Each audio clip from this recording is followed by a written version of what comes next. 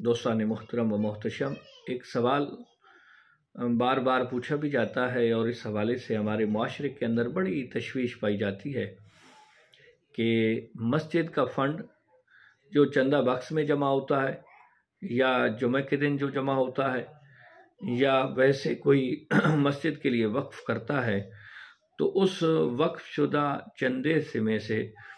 इमाम साहब को, मुअज्जिन को या सफाई करने वाले को तनख्वाह देना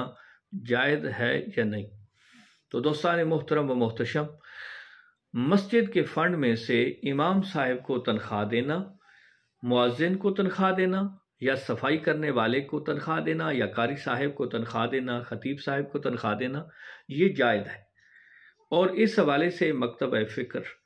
देवबंद के अजीम इदारे, मशहूर और बड़े इदारे जामिया बिनौरिया कराची का भी यही फतवा है कि मस्जिद के फ़ंड में से तनख्वाह देना इन हजरात को जायज़ है। और दारुल उलूम देवबंद का भी यही फतवा है कि मस्जिद के फ़ंड में से चाहे वो जिस अंदाज में भी वक्फ़ किया गया हो, उसमें से इमाम साहब को तनख्वाह देना, कुर्रा हजरात को तनख्वाह देना और मुअज्जिन को तनख्वाह देना या सफाई करने वाले को तनख्वाह देना, ये जायज़ है। और अहले सुन्नत का यही फतवा है कि मस्जिद का जितना भी फ़ंड जमा होता है उसमें से इमाम साहब को तनख्वाह देना ये जायज़ है। एक बात यहाँ वज़ाहत के साथ कुतुब फ़िक़्ह के अंदर मौजूद है, वो ये है कि इमाम साहब की तनख्वाह बहुत ज़्यादा ना हो, जिससे उर्फ़ आम में बहुत ज़्यादा तनख्वाह समझा जा रहा हो और उसे लोग नामुनासिब समझते हों, तो ऐसी तनख्वाह मुतवल्ली का देना और इमाम साहब का, हज़रत साहब का लेना ये जायज़ है, नाजायज़ है।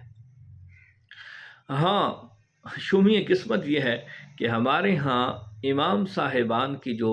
तनख्वाहें होती हैं या कुर्रा हजरात की जो तनख्वाहें होती हैं वो बहुत थोड़ी होती हैं। आज मेरे पास एक साहिब का सवाल पहुंचा है और मैंने बड़ी वज़ाहत के साथ उससे गुजारिश की है कि जनाब, इमाम साहब को तनख्वाह देना मस्जिद के फ़ंड से जायज़ है। और तनख्वाह कितनी थी? वो 10,000 रुपये थी। तो वो बार बार पूछ रहा था, जी लोग वक्फ़ करते हैं, लोग चंदा में डालते हैं या जुमे के दिन जो इमाम साहब के से खिताब के बाद जो झोली फेरी जाती है या फ़ंड इकट्ठा किया जाता है, उसमें से मैंने कहा भाई जो भी चंदा मस्जिद के लिए जमा होता है उसमें से इमाम साहब को तनख्वाह देना जायज़ है। तो दोस्तान मोहतरम व मोहतशम, अल्लाह रब्बुल इज़्ज़त हमें दीन इस्लाम पे कमा हक़ हू अमल पैरा होने की तौफ़ीक़ अता फ़रमाए। अस्सलामु अलैकुम व रहमतुल्लाह।